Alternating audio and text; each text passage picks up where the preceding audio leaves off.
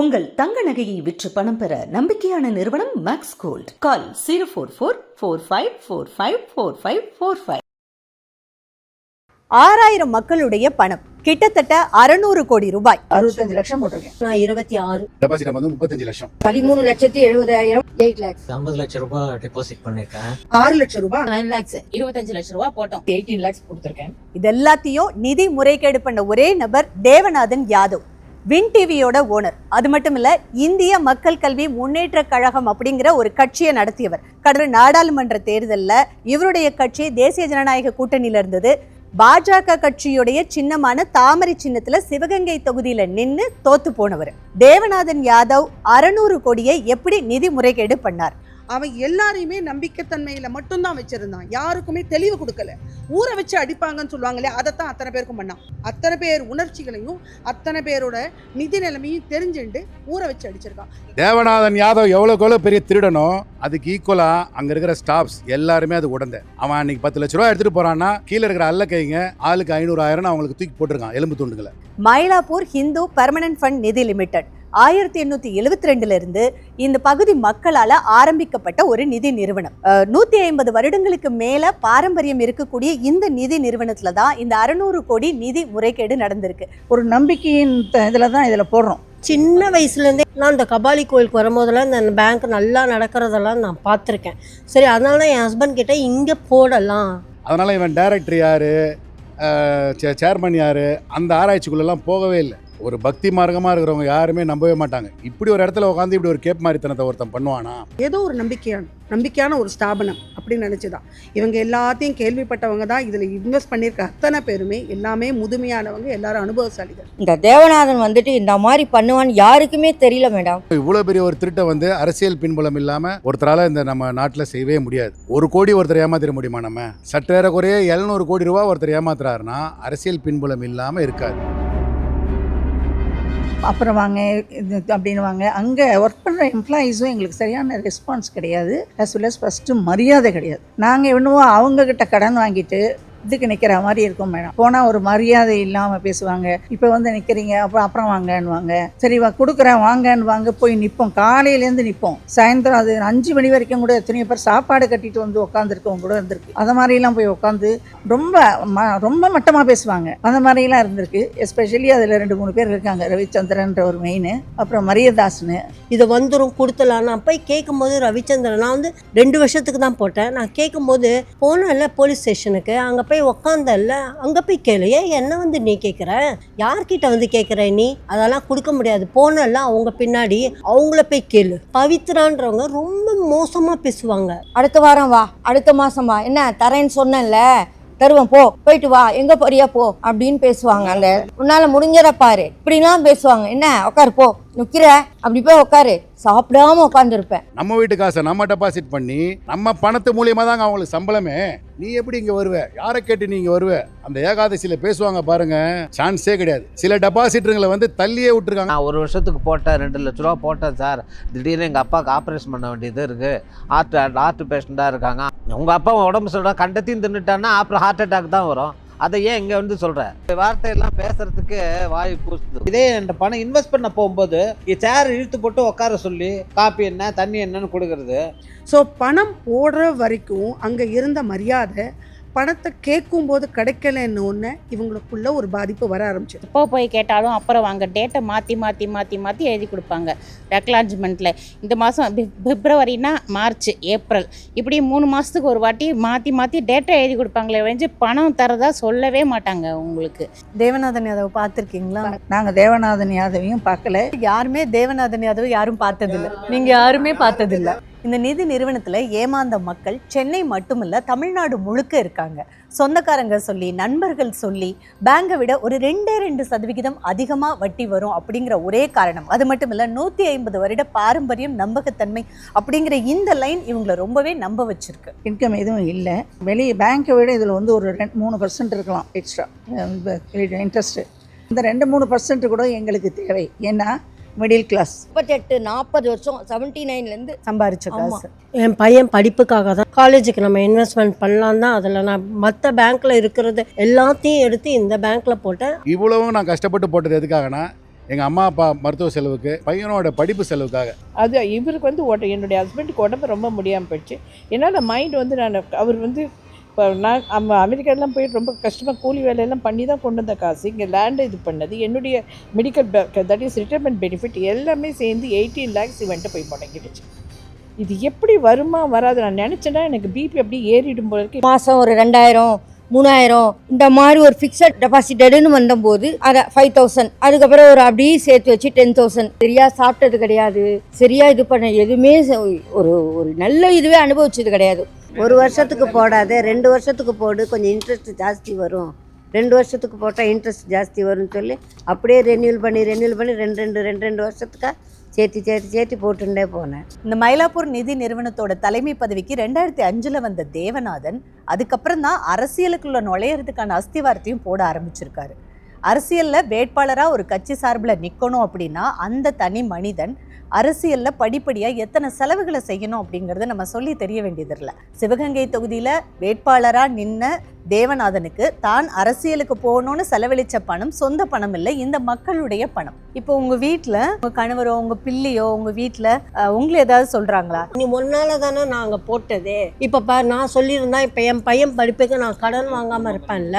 ஒவ்வொரு நாளும் எங்களுக்குள்ள பிரச்சனை வந்துட்டே இருக்கு, எனக்கும் என் ஹஸ்பண்டுக்கும் ஒவ்வொரு நாளும் பிரச்சனை. ஏதாவது நம்ம வீட்டில் ஏதாவது கேட்டால் கூட ஒன்னால தானே போச்சுன்னு மருமக வந்து என்னை ஒரு அடிமை மாதிரி நடத்துகிறா. எங்களுக்கு சோர்ஸ் இல்லை வேறு.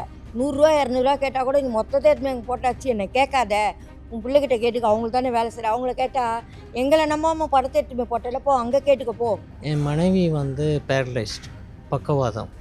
இந்த ஜனவரி மாதம் 3ஆம் தேதி இறந்துட்டாங்க. மன அழுத்தம் அதிகமாக இருந்ததால் ப்ரெஷர் வந்தது. ப்ரெஷரில் மூளையில் நரம்பு வெடிச்சிருச்சு. நல்லா இந்த வட்டி கொடுத்த வரைக்கும் பிரச்சனையே இல்லை. என் மனைவி நல்லா தான் இருந்தாங்க, நடந்துக்கிட்டு இருந்தாங்க, எல்லாம் பண்ணிகிட்டு இருந்தாங்க. வட்டி கொடுக்க வரல, அவங்க வந்து மருத்துவம் பார்த்துக்க மாட்டேன்னு சொல்லிட்டாங்க. ஏமாந்தது எல்லாமே நல்லா படித்து நல்ல வேலையில், அதுவும் பெரிய பெரிய பதவிகளில் இருந்தவங்க, judge, advocate, doctors, police officers, finance டிபார்ட்மெண்ட்டில் பெரிய பெரிய பதவிகளில் இருந்தவங்க. இவங்க எல்லாரும் ஒரு நம்பிக்கையின் அடிப்படையில் தான் இந்த நிதி நிறுவனத்தில் முதலீடு பண்ணியிருக்காங்க. இதில் பார்த்தீங்கன்னா நடுத்தர வர்க்கத்தை சேர்ந்தவங்க நிறைய பேர் வாழ்வாதாரத்தை இழந்து ரேஷன் அரிசி வாங்கி சாப்பிடக்கூடிய நிலைமைக்கு வந்துட்டாங்க. தான் சொந்த பணத்தை தன்னோட ட்ரீட்மெண்ட்டுக்கு செலவு பண்ண முடியாமல் ஃபண்ட் ஆஃபீஸில் போய் நின்று பிச்சை எடுக்காத குறையாக கேட்டுட்டு தான் அவனுங்க வந்து அவசொல்ல பேசி ஒருமையில் யாருக்கு எங்கே போவேன் போ என்ன செய்ய முடியும் உன்னால போய் பாரு, இந்த மாதிரியாவே பேசி நான் இருக்கும்போதே ஒரு பெரியவர் கையில் மண்ணெண்ணெய் கேனோட ஃபண்ட் ஆஃபீஸை சுற்றி வருவார். என் பணத்தை கூட நான் ஊற்றிக்கிடுவேன், பணத்தை கூட நான் ஊற்றிக்கிடுவேன். பல பேரை வந்து மனநிலைமை பிறண்டவங்க மாதிரி வேற ஆக்கி விட்டாங்க. இது எல்லாத்துக்கும் சொந்தக்காரரான தேவநாதன் நினைச்சா இந்த பணத்தை ஈஸியாக கொடுக்கலாம். தேவநாதனுடைய குடும்பம், அவருக்கு 2 மகள், ஒரு பொண்ணு டாக்டர் கரிஷ்மா யாதவா, இன்னொரு பொண்ணு அட்வொகேட் ஹரிணி யாதவா. இன்னைக்கு அப்பா தேவநாதனுடைய நிதி முறைகேடு வழக்குக்கு வாதாடுறது அவருடைய பொண்ணு ஹரிணி யாதவா. அசெட்ஸ் நிறையா இருக்குது, ஏன் இப்படி கொடுக்கக்கூடாது, சரி சீனியர் சிட்டிசன் தான் எல்லாம் போயிட்டோம், நம்ம எல்லாத்தையும் அனுபவிக்கலாம்னு உட்காந்து. ஒருத்தர் டாக்டர், ஒருத்தர் லாயரு, இவருக்கு எக்கச்சக்கமாக டி நகர்லலாம் இப்போ கோடிக்கணக்கில் சொத்து வச்சுருக்கான். அவன் கொடுக்கணுன்ற மென்டாலிட்டி இல்லாமல் சீட்டிங் மென்டாலிட்டியில் தான் அவன் இருந்துட்டு இருக்கான். ஊரில் இருக்கிறவங்க பணத்தெல்லாம் கொள்ளையடிச்சு ஒலையில் போட்ட தேவநாதனோட மகா வந்து தான் அப்பனோட திருட்டை காப்பாற்றுற மாதிரி வக்கீலாக வந்து கோர்ட்டில் நிற்கிறாப்புல. இதை விட கொடுமை என்ன இருக்குது சொல்லுங்கள்? இன்றைக்கி கூட அந்த லேண்ட் பட்டாவை பார்த்தீங்கன்னா government allotted to run this business. அதை தன்னோட சொந்த ப்ராப்பர்ட்டியாக 20 crores காமிச்சு 40 crores ப்ராப்பர்ட்டின்னு கோர்ட்டில் எவ்வளோ தைரியமாக சப்மிட் பண்ணுறாரு அவர். அதை நாங்கள் அஃபிடவிட்டில் கோர்ட்டில் ஜட்ஜிட்ட சொல்லிட்டோம், அதை it's that property not belongs to ஹிம்னு. ஸோ இந்த மாதிரி 1 2 இல்லை, எக்கச்சக்கமான டைப் ஆஃப் ஃப்ராடு பண்ணி தான் இவ்வளோ டெபாசிட்டர்ஸ் ஏமாற்றிட்டான். இது வந்து ஒரு சயின்டிஃபிக் திருட்டு, இது விஞ்ஞான திருடான். ஆனால் இன்றைக்கி காலம் இவ்வளோ முன்னேறினதுக்கு அப்புறமும் இதை ஏன் நம்மளால் கண்டுபிடிக்க முடியலன்னா ரொம்ப வேதனையாகவும் மனம் அவ்வளோ வருத்தமாகவும் இருக்குது. EOW எக்கனாமிக் அஃபென்ஸ் விங், பொருளாதார குற்றப்பிரிவு. இங்கே வேலை செய்கிறவங்களே மொத்தம் 15 பேர் தான் இருப்பாங்க. ஆனால் இங்கே வரக்கூடிய நிதி சம்பந்தப்பட்ட குற்றச்சாட்டுகள் மட்டும் அதிக அளவு. இதில் ஏமாந்த மக்கள் கோடிகளில் ஏமாந்துக்கிட்டு இருக்காங்க. பல்வேறு வழக்குகள் இருக்கு. இந்த தேவநாதன் யார்? வின் டிவியை நடத்திட்டு அரசியல் கட்சிக்குள்ள நுழைஞ்சு அந்த அரசியலுக்கு இவர் செலவழிச்ச பணம் எங்கே இருந்து வந்தது அப்படிங்கிறது இன்னைக்கு இந்த மக்கள் பேசும்போது நமக்கு புரிய வந்திருக்கும். அரசியல்ல ஒரு கட்சி சார்ந்து வேட்பாளராக நிற்கணும்னா படிப்படியாக எத்தனை செலவுகளை அவங்க செய்ய வேண்டி இருக்கும் அப்படிங்கிறது நமக்கு சொல்லி தெரிய வேண்டியதில்லை. ஆனால் அது தேவநாதனுடைய சொந்த பணம் இல்லை, அனைத்துமே இங்கே பாதிக்கப்பட்ட 6000 மக்களுடைய பணம். இந்த 6000 மக்களும் இப்படி சிறுக சிறுக சேர்த்த பணத்தை இந்த நிதி நிறுவனத்தில் முதலீடு பண்ணியிருக்காங்க. இதில் 2 கோடி 5 கோடி அதிகமாக 8 கோடி 10 கோடி வரைக்கும் முதலீடு பண்ணின இன்வெஸ்டர்ஸும் இதில் இருக்காங்க. இந்த அத்தனை பேருடைய பணமும் எங்கே போச்சு தெரியாது. இந்த வழக்கு நடந்துகிட்டே இருக்கு. ஆனா தேவநாதனுடைய அனைத்து சொத்துக்களும் சீஸ் பண்ணப்பட்டிருக்கா அப்படின்னு பார்த்தா இல்ல. அவர் தமிழ்நாடு முழுக்க எங்கெல்லாமோ சொத்துக்கள் வாங்கி குவிச்சிருக்காரு அப்படின்னு இந்த மக்கள் சொல்றாங்க. கோர்ட்லயே பெயிலில் போய் ஆஜராக இந்த அப்பாவி டெபாசிட்டர்கள் 5-6 பேர் போய் நிற்கும்போது எப்படி அடுத்த தடவை வெயிலுக்கு வரக்கூடாது ஓப்பனாக மிரட்டுறாங்க. அவங்களோட ஆட்களை கூப்பிட்டு இந்த பணம் தான் இவ்வளவு ஏமாற்றி சேர்த்து வச்ச பணம் அவங்கள்ட்ட இருக்க மேலும் குற்றத்தை தான் தூண்டுமே ஒழிய அவங்க நேர்வழியில் வர மாட்டாங்க. அதைத்தான் நாங்கள் சொல்கிறோம். Win TV owner Devanathan Yadav மேலே எஃப்ஐஆர் பதிவு செய்யப்பட்டு பிரைமரி சார்ஜ் ஷீட்டும் பதிவு செய்யப்பட்டு இப்போ சிறையில் இருக்காரு. இடையில இந்த மக்களுடைய பணத்தை திருப்பி கொடுப்பேன்னு சொல்லி பெயிலில் 2 மாதம் வந்து அதை கொடுக்க முடியாமல் மறுபடியும் இப்போ சிறையில் தான் இருக்காரு. முதல்ல இந்த மயிலாப்பூர் ஹிந்து பெர்மனன்ட் ஃபண்ட் நிதி லிமிடெட் இது வந்து 1972 சுதந்திரத்துக்கு முன்னாடியே ஆரம்பிக்கப்பட்ட ஒரு நிதி நிறுவனம் தான் சார். இதோடைய வரலாறு அப்படிங்கிறது அந்த ஆரிஜின் அதை பற்றி சொல்லுங்களேன். ரொம்ப சுதந்திர போராட்ட மூமெண்ட்டோடு ஆரம்பித்த கோபாலகிருஷ்ண கோகலே தான் இதுக்கு வந்து வித்திட்டவர் இந்தியாவில். அதே சமயத்தில் இந்தியா மயிலாப்பூர் பகுதியிலையும் இங்கே இருக்கிறவங்களும் அதே மாதிரி யோசிச்சுருக்கிறாங்க. இப்போ மாதிரி கிடையாது, மொபைல் அதெல்லாம் கிடையாது. ஆனாலும் தாட் ப்ராசஸ் அப்போ அவங்களுக்குள்ள ஒரே மாதிரி இருந்ததுனால ஒரு குறிப்பிட்ட நோக்கத்துக்காக, அதாவது தங்க நகை கடன் கொடுப்பாங்க, வீட்டு அடமான கடன் கொடுப்பாங்க, பிள்ளைகளுக்கு படிப்பதற்கு முதல்ல வசதி செய்து கொடுப்பதற்காக இந்த கல்வி கடன் கொடுப்பாங்க. இது 3 பிரதானமாக வைத்து அதற்கு ஈடாக உங்களுடைய தங்க நகையை கொடுக்கணும், வீடு கொடுக்கணும், வீடு பத்திரங்களை கொடுக்கணும். ஒரு மார்ஜினில் 1% மார்ஜினில் அந்த பர்சன்டேஜில் வெற்றிகரமாக இந்தியா முழுமைக்கும் நடந்த நிதி நிறுவனங்கள். அதே மாதிரி மயிலாப்பூரில் நடந்த நிதி நிறுவனம் நீங்கள் கேள்விப்படலாம். 10 வருஷத்துக்கு முன்னால் நீங்கள் போட்டுட்டு அப்போ அந்த காலத்தில் சிங்கப்பூர் எல்லாம் கப்பலில் போயிடுவாங்க. திரும்பி வந்து நீங்கள் கேட்டால் கூட அந்த பணம் டெபாசிட் பணம் எடுத்து கொடுப்பாங்க. தங்க நகைனா நிறைய நகையை ஒரு குறிப்பிட்ட அமௌண்ட்டுக்கு இங்கே வச்சுட்டு போவாங்க. பர்மா போன்ற நாடுகளில் மர வியாபாரிகள்லாம் போய் வியாபாரம் பண்ணிவிட்டு திரும்பி வந்து இந்த தங்க நகையை எடுத்துக்குவாங்க. இந்த ஆரம்பிக்கப்பட்டப்ப பேங்க் அப்படின்ற ஒரு கான்செப்ட் எல்லாம் இருந்திருக்கு அதுல சிறப்போ இல்லை, வங்கி என்பது இல்லை. 1872 1872களில் வங்கி என்ற கான்செப்ட் மேலை நாடுகளில் உருவாக்கப்பட்டாலும் நம்ம நாட்டில் கீழே நாடுகளில் இந்த மாதிரியான ஒரு நிறுவனங்களால் ஏற்படுத்தப்பட்டு தான் வந்திருக்கு. காலப்போக்கில் அரசு துறை வங்கிகள் அப்படின்ற ஒரு கான்செப்ட் வந்தப்புறம் அங்கே தான் நம்மளுடைய பணத்தை போட்டு வச்சா பாதுகாப்பு அப்படின்றது நிச்சயமாக இருக்கக்கூடிய சூழலில் இந்த மயிலாப்பூர் நிதி நிறுவனத்துடைய நம்பகத்தன்மை அப்படிங்கிறது பல வருடங்களாக எப்படி கொண்டு செலுத்துனீங்க? இது வந்து முதல்ல விஷயம் என்னென்னா மக்களுக்கு மத்தியில் இருக்குது. நீங்கள் வங்கின்னா நீங்கள் தேடி போக வேண்டிய அவசியம். இது மயிலாப்பூர் அந்த அந்த மாட வீதியிலே இருக்குது. அப்போ இது வந்து ஒரு நட்பு ரீதியாக ஒரு ஃப்ரெண்ட்லியான ஒரு நிறுவனம். எப்போ நீங்கள் போனாலும் கதவு திறந்துருக்கும். உள்ளே உட்காந்து இருக்கிறவங்க தனக்கு தெரிஞ்சவங்களாக இருப்பாங்க. அப்போ அவங்களோட உரையாடல் வந்து ஒரு அதிகாரிகள், ஒரு குமாஸ்தா, கீழே இருக்கிறவங்க, கடன் வாங்குகிறவர் என்ற உரையாடலை மீறி ஒரே குடும்பத்தை சேர்ந்தவங்க உரையாடுகிற மாதிரியான ஒரு தோற்றத்தையும் ஒரு கட்டமைப்பும் இருக்கப்பட்டதால் எல்லாருமே இதுக்குள்ளே போய் சாதாரண மக்கள்னால் காய்கறி விற்கிறவங்க, இப்போ பாருங்கள் உதாரணத்துக்கு கண்ணு தெரியாதவங்க, காது கேட்காதவங்க சேர்களை முடைந்து அவர்களுக்கு கொஞ்சம் வரக்கூடிய வருமானம், அந்த வருமானத்தை கூட இதில் போய் போட்டு வச்சுருக்காங்க. தலைமுறையாக இந்த நிதி நிறுவனத்தில் நீங்கள் குடும்பமாக ஒரு நம்பிக்கையின் அடிப்படையில் பணத்தை டெபாசிட் பண்ணுறது இதெல்லாம் 3 தலைமுறைகளாக பணத்தை போட்டு பணத்தை திருப்பி வாங்கி தங்களுடைய வாழ்வாதாரத்தோடு வளர்ந்த இந்த நிதி நிறுவனம் அவங்களும் வளர்ந்துருக்காங்க மயிலாப்பூர் சுற்றியுள்ள பகுதியில். அதிகபட்சமாக இதில் ஒரு தனிநபர் எவ்வளவு பணத்தை டெபாசிட் பண்ணியிருக்காரு அப்படின்னு தெரியும் சார்? அதிகபட்சமாக வந்து லிமிட் இல்லை, 10 கோடி வரைக்கும், 10-11 கோடி வரைக்கும் சில பேர் வந்து டெபாசிட் பண்ணியிருக்கிறாங்க. இப்போ தேவநாதன் யாதவ் அவர் இந்த நிதி நிறுவனத்தோட தலைமை இடத்துக்கு எப்படி வராரு சார்? எந்த வருஷம் எப்படி வராரு? உறுப்பினர்களுக்குள்ள பெரிய தொடர்புகள்லாம் கிடையாது, குடும்பமாக இருப்பாங்க, இன்னும் தொடர்புகள் கிடையாது. ஆனால் அதை பயன்படுத்தி, அந்த இடைவெளியை பயன்படுத்தி அந்த அலுவலகத்துக்குள் நுழைஞ்சு ஒரு மெஜாரிட்டி ஷேரை நீங்கள் அக்யூமுலேட் பண்ணிக்கின்னு சொன்னால் வருடாந்திர அந்த மீட்டிங்கில் நீங்கள் என்ன பண்ணலாம், நான் போட்டி போடுகிறேன், யாரும் அப்ஜெக்ட் பண்ண விடாமல் பார்க்கக்கூடிய ஒரு முறையை சிண்டிகேட்டை ஏற்படுத்தி அதன் மூலமாக தன்னை நிர்வாக அதிகாரியாக நிர்வாக இயக்குனராக மாறிக்கொண்டார். இப்போ 600 கோடி அப்படிங்கிறது மிகப்பெரிய தொகை. இப்போ அந்த 600 கோடி இப்போ பேங்க்னா நமக்கு தெரியும், அது ரொட்டேஷனில் மூவ் ஆகிட்டு இருக்கும், கேஷியர் அப்படிங்கிற ஒரு விஷயம் எல்லாமே நம்மளுக்கு தெரியும். இப்போ இந்த நிதி நிறுவனத்தில் அந்த அவ்வளோ பெரிய தொகை எப்படி கையாளப்பட்டுச்சு சார்? அதாவது என்னன்னாங்க, தினந்தோறும் இந்த நிறுவனத்தை வந்து டெபாசிட் பண்ணுவாங்க. தினந்தோறும் இவர் பணத்தை முறைகேடாக எடுத்துகிட்டு போவார். எப்படி முறைகேடாக எடுத்துகிட்டு போகிறாரு? 2016 இவர் முறைகேடாக ஆரம்பித்ததுக்கு எங்களுக்கு ஆதாரங்கள் இருக்குது. அதுக்கு முன்னால் அவர் எப்படி ஆரம்பிச்சிருக்காருங்கிறது நம்ம ஆதாரம் இல்லாமல் சொல்ல முடியாது.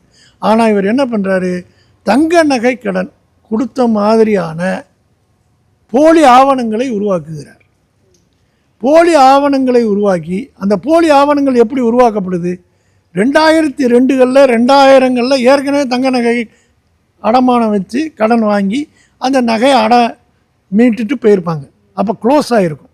அப்போ அதில் டீட்டெயில்ஸ் இருக்குது, யார் நகை வாங்கியிருக்காங்க, என்ன வீட்டு விலாசம் இருக்குது அப்படிங்கிற அதை இவர் என்ன பண்ணுறாரு, அப்படியே ரிப்பீட் பண்ணி இவர் போலி ஆவணம் தயாரிக்கிறார். போலி ஆவணம் தயாரித்து தங்க நகை இல்லாமலே தங்க நகை கடன் கொடுத்த மாதிரியாக ஒரு போலி ஆவணத்தை அலுவலகத்தில் வைத்துவிட்டு பணத்தை எடுத்து செல்கிறார். ஆடிட்டில், எக்ஸ்டர்னல் ஆடிட்டில் நீங்கள் வர்றவங்க என்ன பார்ப்பாங்க, தங்க நகை கடன் கொடுத்துருக்கீங்களா, கொடுத்துருக்கோம், எங்கே ஆவணம், அந்த டாக்குமெண்ட்டை காமிப்பார். அவங்க எல்லோரும் என்ன பார்ப்பாங்க, தங்க நகை கொடுத்துருக்காங்க ஒரு பக்கம், இன்னொரு பக்கம் தங்க நகை கொடுத்ததுக்கு உண்டான ஆவணங்கள் இருக்கிறது, யார் இன்னார் பேர் இன்னார் எல்லாம் பக்காவாக இருக்குது, ரெண்டையும் டிக் பண்ணுவாங்க. அப்போ தங்க நகை வரும் அப்படிங்கிறதோட அவங்க ஆடிட் சர்டிஃபிகேட் செக் பண்ணிட்டு இருக்க முடியாது, செக் பண்ணுறது இல்லை. ஆமாம், செக் பண்ணுறது இல்லை. எக்ஸ்டர்னல் ஸ்டேச்சுட்டரி ஆடிட்டர் அதை செக் பண்ணணுங்கிற அடிப்படையில் வர்றதில்லை. இன்டர்னல் ஆடிட் தான் அதை போய் வெரிஃபை பண்ண வேண்டிய அவசியம். உள்ள வேலை பார்த்தவங்களும் கண்டுபிடிக்கலையா சார்? ஒரு எம்ப்ளாயிஸ் இல்லை, வேலை பார்த்தவங்க உடந்தையாக இருந்திருப்பாங்க. இது உடந்தையாக இல்லாமல் எப்படி இந்த போலி ஆவணங்களை தயாரிப்பும்போது கண்டிப்பாக உடந்தையாக தான் இருந்திருப்பாங்க. உள்ள வேலை பார்த்தவங்க கண்டிப்பாக வேலை நம்ம இதுதான் பண்ண சொல்ல முடியும், லாஜிக்கல் கன்க்ளூஷனுக்கு தான் வர முடியும். ஏன்னா அவங்களுடைய ஒத்துழைப்பு இல்லாமல் இவங்களால் பணம் எடுத்துகிட்டு போக முடியாது இல்லையா? இப்போ இந்த தேவநாதன் யாதவ் இவருடைய பேக்ரவுண்டு, இவரை பற்றியெல்லாம் நீங்கள் என்கொயரி பண்ணியிருப்பீங்க இல்லையா? வின் டிவின்னு ஒரு தொலைக்காட்சி நிறுவனத்தை நடத்துகிறாரு. அதை தாண்டி ஒரு அரசியல் கட்சி பிஜேபி கூட்டணியோடு சேர்ந்து தாமரை சின்னத்தில் போட்டிகிட்டு இருக்காரு ஒரு வேட்பாளராக நாடாளுமன்ற தேர்தலில். ஸோ ஒரு அரசியல் பின்புலம் அப்படிங்கிறது இவருக்கு கண்டிப்பாக ஏதோ இந்த பணத்தை எடுத்த பிறகு தான் அவர் அரசியல் பின்புலத்தையும் தேடுறாரு. ஓகே, ரொம்ப முக்கியமான விஷயம் இது. இந்த பணம் எடுத்துக்கிட்டு போய் தான் வின் டிவியை வச்சுக்கிறாரு. இந்த பணத்தை எடுத்துக்கிட்டு போய் தான் அரசியல் கட்சியை ஸ்தாபிதம் பண்ணுகிறாரு. இந்த பணத்தை எடுத்து இந்த பணத்தை திரும்ப கேட்பவர்கள் எல்லாரும் ஒன்று சேர்ந்து வரும் பொழுது ஏதாவது ஒரு பின்புலத்தை காமித்து அவர்களை நாம் எஸ்கேப் ஆகணுங்கிறதுக்காக ஏற்படுத்தப்பட்ட ஒரு போலி பிம்ப கட்டமைப்பு தான் இது. பொருளாதார குற்றப்பிரிவு போலீஸார் அதன் பின்னணியில் முதல்ல இவரை அரெஸ்ட் பண்ணாங்க. அந்த டாக்குமெண்ட்டெல்லாம் எடுத்துகிட்டு போனாங்க. அப்புறம் அந்த பில்டிங்கையும் சீல் பண்ணி வச்சுருக்காங்க. 600 கோடி பணத்தையும் சொத்துக்களாக வாங்கி குமிச்சிருக்காரா இல்லை பணமாக மாற்றிருக்காரா என்ன? 30,000 டிரான்சாக்ஷன் போலி பரிவர்த்தனைகள் 30,000 பண்ணியிருக்காரு. நகரத்தின் முக்கிய பகுதியில் முதலமைச்சருடைய அந்த ஜார்ஜ் ஃபோர்ட்டுக்கு பக்கத்துலேயே மூக்குக்கு கீழேயே இவ்வளோ பெரிய மோசடி நடக்கிறது. முறைப்படியான ஒரு என்கொயரி ரிப்போர்ட்டும் கொடுக்கவே இல்லை. அப்படின்னா ஃபாரன்சிக் ஆடிட்டை நீங்கள் பண்ணிங்கன்னு சொன்னீங்கன்னா பணம் எங்கே இருக்குது அப்படின்னு விஞ்ஞான ரீதியாக தெரியும்.